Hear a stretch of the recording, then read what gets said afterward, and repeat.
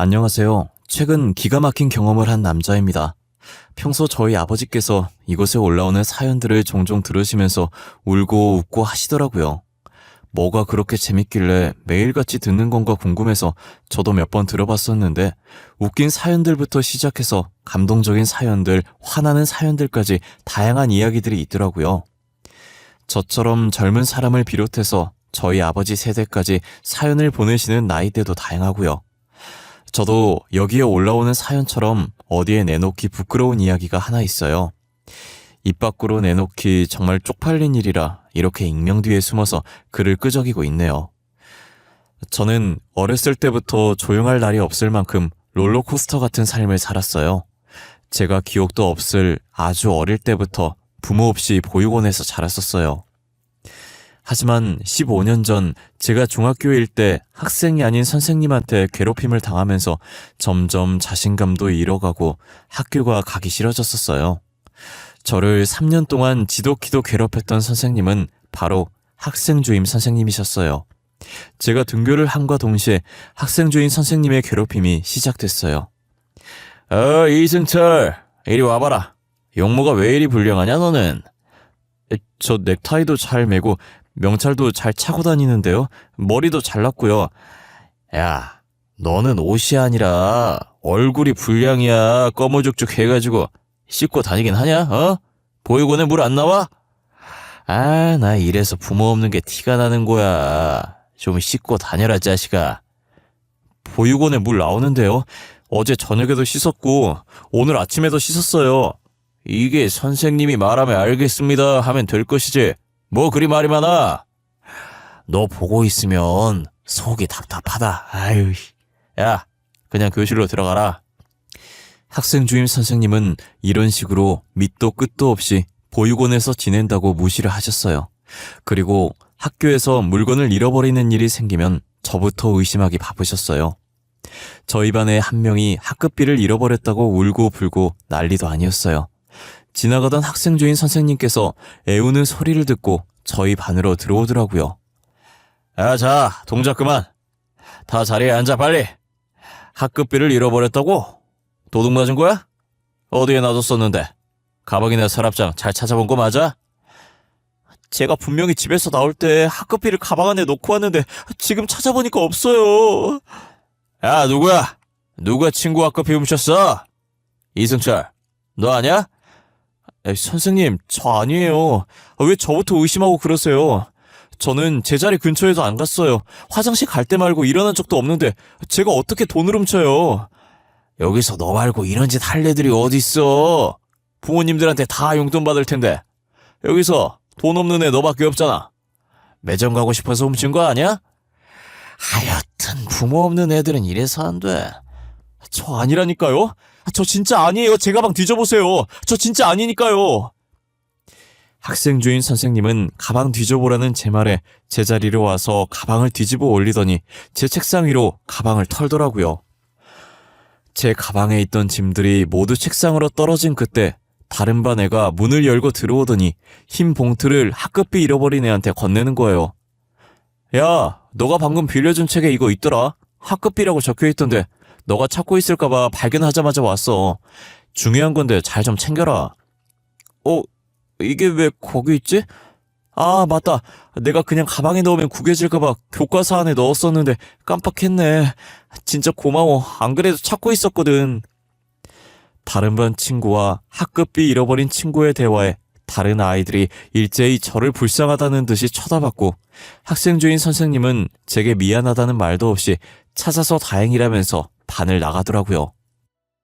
자신의 실수로 이런 사단이 벌어졌는데 그 친구는 제게 미안하다는 말도 하지 않았어요.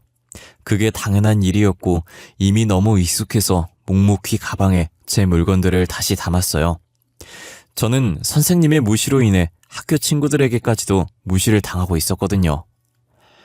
선생님이든 친구들에게든 무시당하고 따돌림을 당하면서 30년 같은 3년을 보냈어요.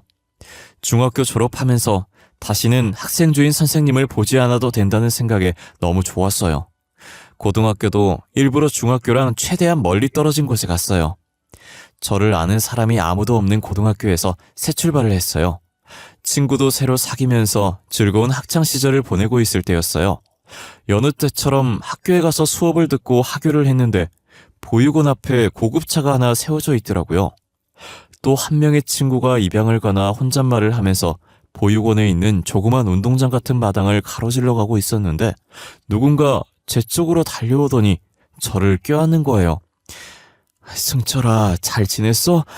우리 아들 너무 보고 싶었어. 엄마가 너무 늦었지? 늦게 와서 미안해. 엄마요? 진짜 엄마예요? 저희 엄마 맞아요? 왜 이제 왔어요? 저 왜 보육원에 버린 거예요? 왜 그린 거예요, 왜? 엄마가 미안해. 엄마도 잃어버린 줄 알았다가 얼마 전에 너가 여기 있다는 걸 알았어. 우리가 형편이 좋지 못했거든. 그래서 할머니가 우리 힘들까봐 보육원에 널 맡기셨던 것 같아. 할머니께서 죽기 전에 너가 여기 있을 거라고 말해주더라고. 승철아, 우리가 정말 미안해. 더 일찍 찾아왔어야 했는데 이제야 찾아와서 너무 미안해. 날마다 부모님을 원망했어요. 왜 나를 여기에 버렸을까? 왜 나를 데리러 오지 않으실까? 그래도 지금이라도 와주셨으니 됐어요. 저를 다시 찾아주셔서 감사해요. 알고 보니 아직 걸음마도 떼지 못한 저를 보육원에 버리신 건 친할머니셨어요. 당시 부모님은 찢어지게 가난했었는데 저까지 보살필 돈이 없으셨던 거예요. 그래서 친할머니께서 잃어버렸다고 거짓말치고 저를 보육원 앞에 놓고 가신 거죠. 지금은 사업으로 성공을 해서 집안 형편이 좋아졌고 할머니께서 유언으로 제가 있는 곳을 알려줘서 장례식 마치자마자 바로 달려왔다고 하시더라고요. 저는 할머니께서 저를 버렸다는 걸 둘째치고 다시 부모님께서 저를 찾아왔다는 기쁨에 눈물이 났어요. 그동안 부모님 없다고 무시받으며 살았었는데 더 이상 무시받지 않아도 된다는 생각부터 들었거든요. 저희 부모님은 먹고 사느라 바빠서 저 말고 다른 아이를 낳지 않았어요. 자식이라곤 저 혼자였고 보육원에 보낸 미안함 때문에 하고 싶은 거 다 해주시려고 하셨어요. 승철이 꿈이 뭐야? 하고 싶은 거 없어? 고등학교 졸업도 얼마 안 남았잖아. 지금부터 졸업하면 뭐 할지 생각해봐야 할 때 아닌가? 딱히 하고 싶은 건 없어요. 그래도 굳이 생각해보자면 미술을 배워보고 싶긴 해요. 학교에서 말곤 배워본 적이 없는데 선생님이 제 그림 보시더니 미술 쪽으로 가보는 게 어떠냐고 하시더라고요. 그래? 우리 아들 그림 잘 그리나 보네. 미술 한번 배워볼래? 한국에서도 배워도 되지만 엄마는 프랑스 쪽으로 추천해주고 싶은데 프랑스에서 대학도 다니고 말이야. 저는 좋아요. 저 아직 해외 한 번도 안 가봤는데 괜찮을까요? 프랑스 가더라도 말이 통해야 공부도 하고 일상생활을 할 수 있잖아요. 남은 기간 동안 열심히 배우면 되지. 그리고 가서 부딪혀보면 자연스럽게 늘게 되어 있어. 그래도 너 영어는 어느 정도 하잖아. 거기 사람들도 영어로 하면 알아들을걸? 그래도 영어랑 프랑스어는 다르죠. 프랑스어를 가면 프랑스어를 쓰는 게 예의죠. 그럼 가기 전에 프랑스어 배우자. 엄마가 당장 학원 등록해줄게. 저는 프랑스어 학원을 다니다가 어차피 가야 할 거 빨리 가자는 생각에 20살 되고 바로 군대에 갔어요. 그리고 전역하자마자 부모님의 지원을 받아 프랑스로 유학을 갔고 본격적으로 미술을 배우게 됐어요. 부모님께서 필요할 때마다 돈을 보내주셔서 프랑스에 있는 동안은 돈 걱정은 딱히 안 했던 것 같아요. 그렇게 6년의 유학 생활을 마치고 한국으로 돌아와 어느 미대에 교수로 재직하고 있었어요. 교수 생활한 지도 어느덧 4년을 향해 가고 있었고 어느 정도 나이가 차니 슬슬 결혼 얘기가 나오더라고요. 저희 부모님께서 신약개발 회사를 운영하고 계신데 회사에서 마음에 드는 직원이 있었나 봐요. 저보고 결혼할 때 되지 않았냐면서 저한테 그 직원 얘기하려고 슬슬 시동을 거시더라고요. 승철이, 너 이제 32살 아니니? 내 친구 아들은 다 결혼했다고 하던데 너는 결혼할 생각 없어? 왜 데려오는 여자 한 명이 없는 거야? 이래서 죽기 전에 손잡을 수 있겠어? 저 아직 결혼 생각 없어요. 그리고 아버지, 요즘은 32살도 젊은 나이에요. 한창 때라고요. 제 친구들 중에서도 아직 결혼 안 한 애들 많은데요. 저희 세대랑 아버지 세대랑 달라요. 아이, 그래도 일찍 결혼해서 빨리 애 키워놓고 노년 편하게 놀고 먹는 게 낫지 않겠어? 지금 니네 아버지 너한테 소개해줄 여자 있어서 저러시는 거야. 너 지금 결혼할 사람 없으면 소개 한번 받아봐. 엄마도 봤는데 사람이 참 괜찮더라. 아빠 회사 직원이야. 아, 그래요? 얼마나 괜찮은 사람이길래 회사 직원을 저한테 소개시켜주려고 하시는 거예요? 의대 졸업해서 우리 회사 팀장으로 일하고 있는데 일도 열심히 잘하고 능력도 좋아서 초고속 승진한 직원이거든. 우리가 1년 전부터 눈여겨보고 있는 직원인데 한번 만나봐 봐라, 응? 저는 당시 결혼할 생각이 없었는데 부모님 회사에 팀장으로 일하고 있는 직원분을 소개받게 됐어요. 저도 직접 만나보니 저희 부모님이 왜 이렇게까지 며느리로 들이려고 하는지 알겠더라고요. 아무래도 자신이 일하는 회사 대표의 아들을 소개받으니 어색한지 손을 가만히 있지 못했었는데 제가 회사 다닐만 하냐고 하자 눈을 엄청 반짝이는 거예요. 자신의 일에 대해 자부심이 있고 누구보다도 만족하는 사람 같아 보였어요. 그런 열정적인 모습이 너무 의외였고 매력적이더라고요. 역시 부모님도 괜한 사람을 소개시켜주지 않았다고 몇 번 더 만나보기로 했어요. 그러다 연애를 시작하게 됐고 평생을 함께하자며 결혼을 약속하게 되었습니다. 처음 처가에 인사드리러 갔을 때 장인어른이 바빠서 장모님밖에 못 봤었거든요. 그 뒤로도 장인어른을 볼 기회가 없어서 못 보다가 상견례 날 처음 보게 되었어요. 제가 부모님을 모시고 상견례장에 들어섰는데 어렸을 때 저를 괴롭혔던 학생주임 선생님이 아내 옆에 앉아 있는 거예요. 저는 놀라서 순간 흠칫했고 장인어른도 저를 알아보고 놀라더라고요. 학생주임 선생님? 선생님이 여기에 왜 계신 거예요? 언제적 학생주임이냐? 나 이제 교감이야. 교감된 지 벌써 5년이 지났다 임마. 근데 너야말로 여긴 어쩐 일이냐? 설마. 에이, 아니지. 너가 우리 딸 신랑 될 사람이야? 그렇긴 한데 설마 선생님이 지 아버지이세요? 그래, 내가 지 아비 되는 사람이다. 아니, 어째 이런 일이 다 있지? 너 부모님 안 계신 거 아니었어? 중학생 땐 보육원에서 지냈었잖아. 선생님이야말로 언제적 얘기를 하시는 거예요. 저 부모님 다시 찾은 지가 언젠데요. 아, 그러냐? 야, 잘 됐네. 진짜 잘 됐다. 축하해, 어? 여기서 이렇게 만나니까 느낌 이상하다, 야. 어? 이제 사위랑 장인들 사이인데 우리 지난 날은 다 잊고 잘 살아보자. 철없는 우리 딸 잘 부탁한다잉. 비록 저한테 막했던 선생님이었지만 자기 딸은 많이 아끼는 듯 했어요.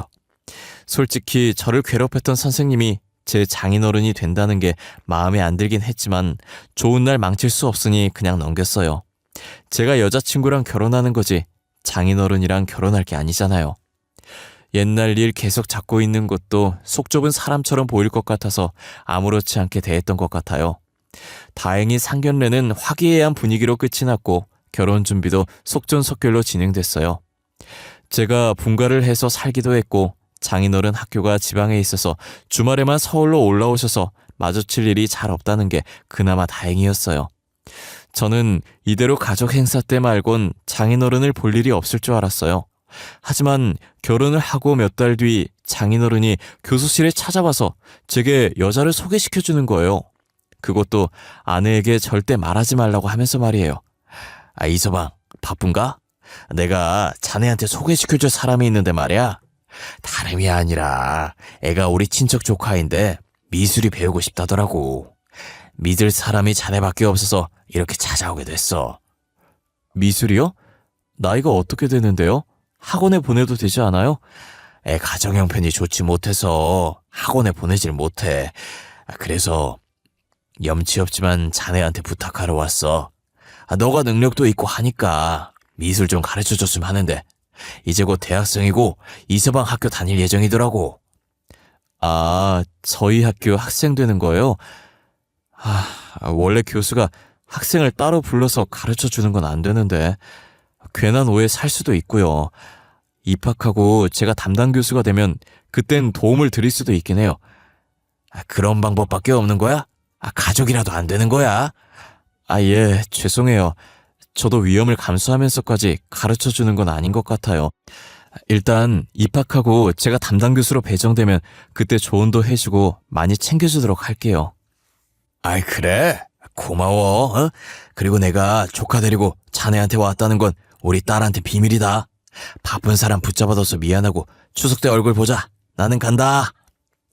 처음엔 저도 어찌할 방법이 없어서 장인어른과 장인어른의 조카를 돌려보냈어요. 아무리 가족이라고 해도 엄연히 저와는 모르는 사이인데 괜히 부탁 들어줬다가 제 교사 생활을 망칠 수 없잖아요.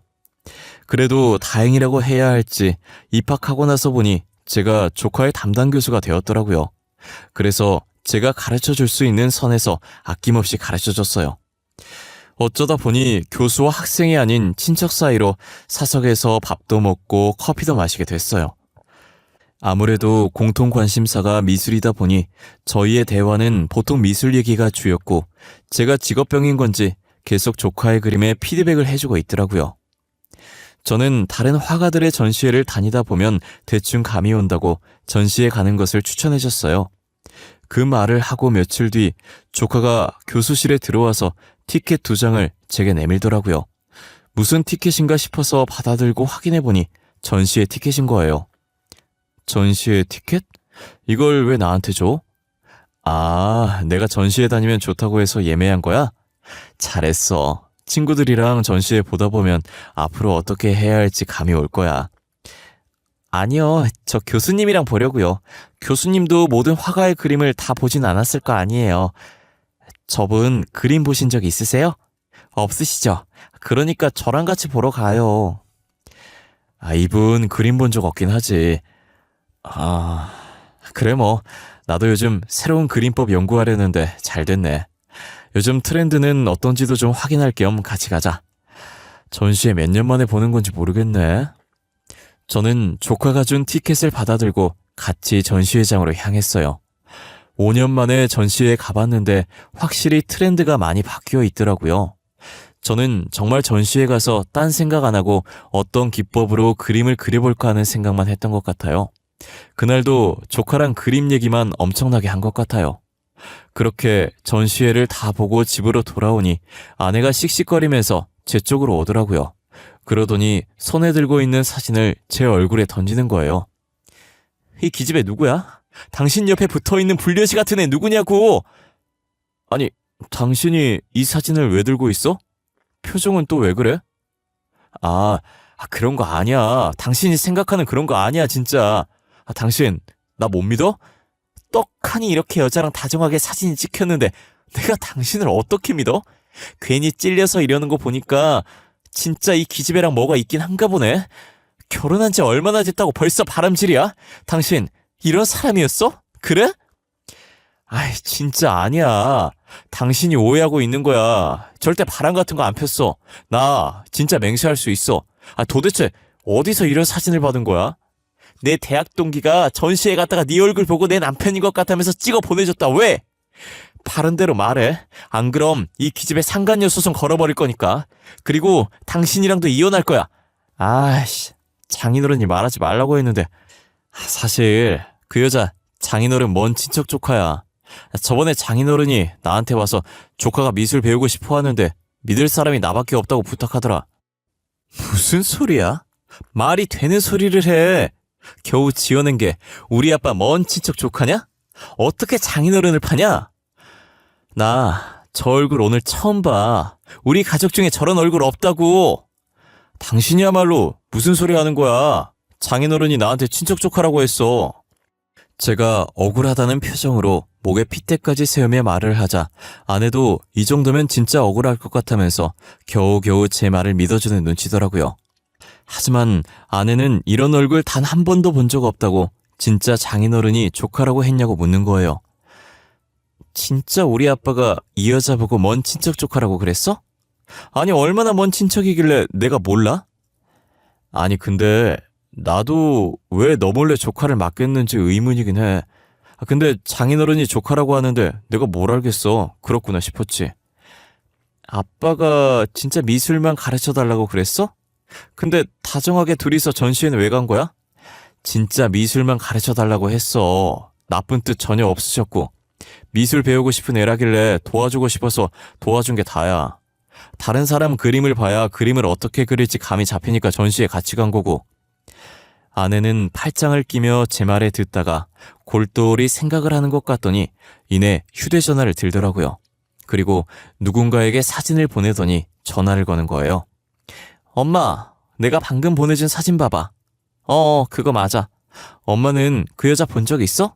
혹시 우리 친척 중에 저런 조카 있어? 아니, 나는 처음 보는 여자인데. 근데 옆에 이서방 아니니? 이서방이 왜 이 여자랑 같이 있어?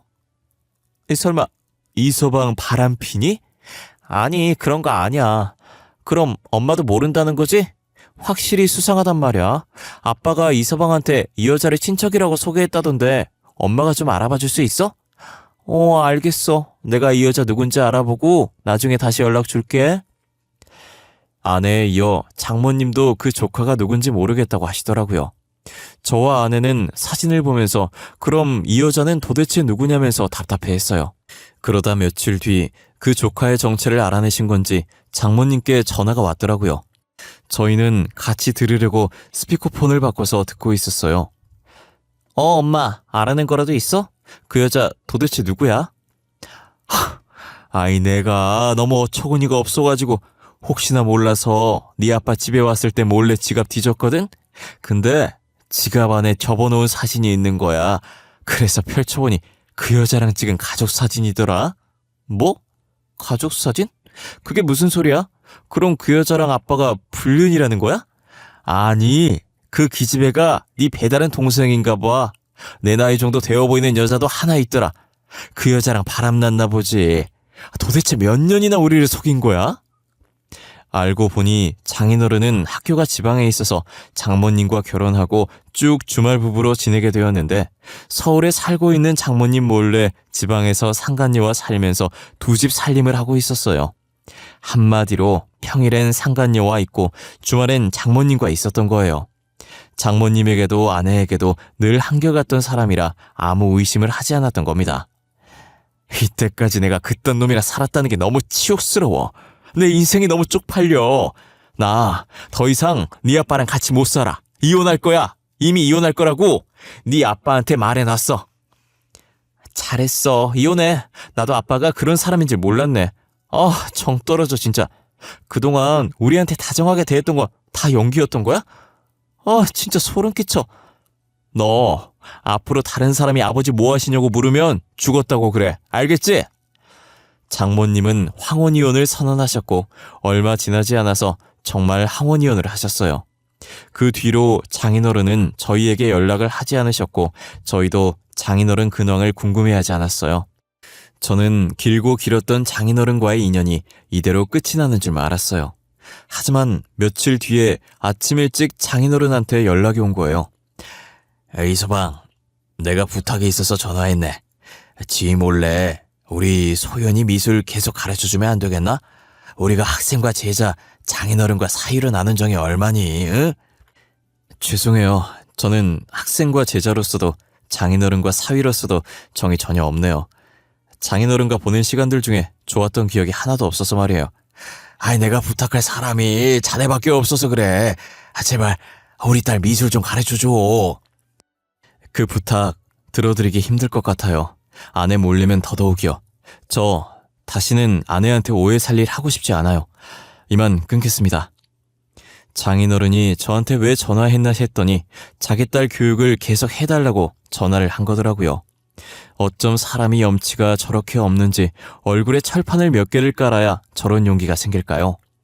제가 장인어른과 무슨 정을 나눴다고 학창시절 얘기를 꺼내는지 모르겠어요.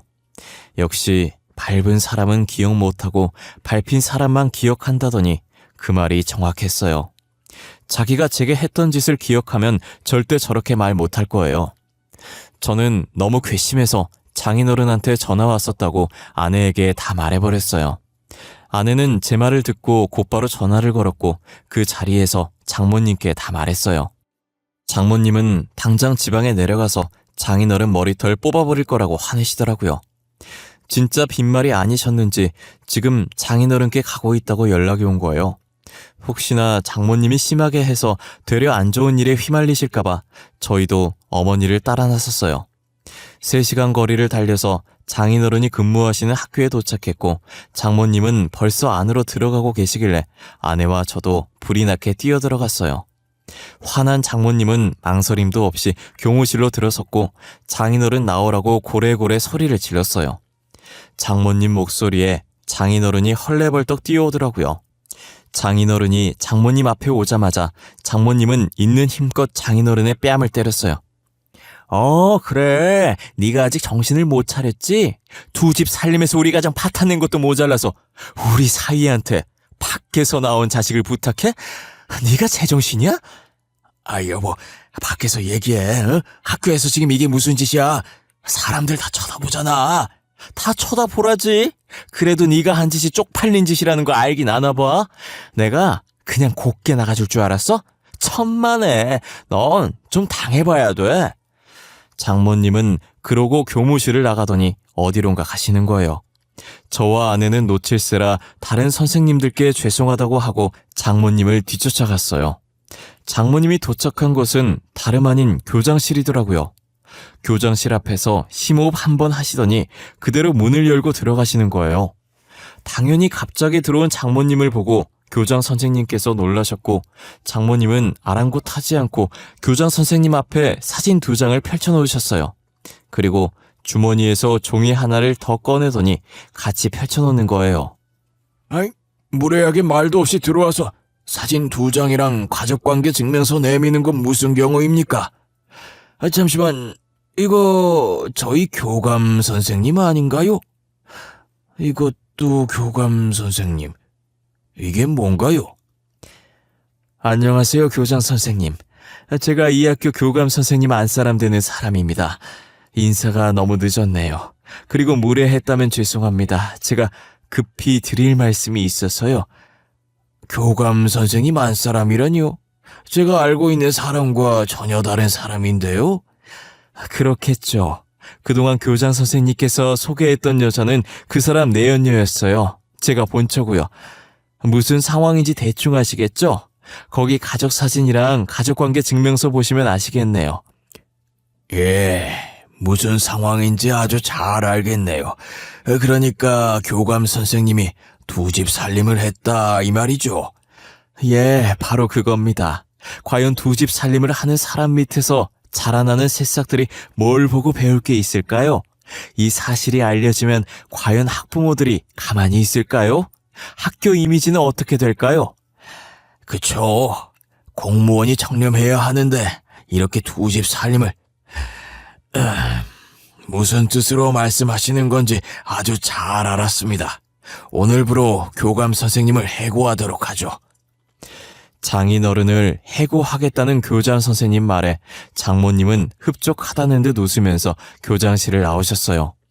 교장 선생님도 곧바로 나오더니 교무실로 향하더라고요. 굉장히 화가 나신 듯 교무실 문을 쾅 소리 나도록 여시더니 장인어른께 고래고래 소리를 지르셨어요. 저희는 소리 지르는 교장 선생님을 뒤로 하고 학교를 빠져나왔습니다. 장모님은 이제야 속이 후련하다면서 배꼽을 잡고 웃으시더라고요. 아내는 장모님께 잘했다고 엄지를 올렸고 저도 아내 따라서 엄지를 치켜드렸어요. 또다시 장인어른한테 연락 오면 바로 본인에게 말하라고 하시더라고요. 다시는 전화 못하게 눈물 콧물 쏙 빼놓을 거라고 하시면서요. 그리고 장모님이 이 일을 저희 가족에게 알리지 말아달라고 했어요. 만약 알게 되면 쪽팔려서 저희 가족을 다시는 못 볼 것 같다고요.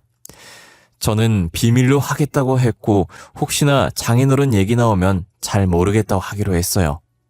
아무것도 모르는 저희 부모님은 일 잘하고 내조 잘하는 저희 아내를 더 좋아하셨고 팀장에서 실장으로 초고속 진급을 시켜주셨어요. 장모님은 저희 볼 낯도 없다고 하시면서 고향으로 내려가서 살기로 하셨고 가끔 한 번씩 저희 집에 놀러 오시곤 하셨어요. 장인어른은 그 뒤로 더 이상 얼굴을 볼 수도 없었고 어떠한 소식도 들을 수 없었어요.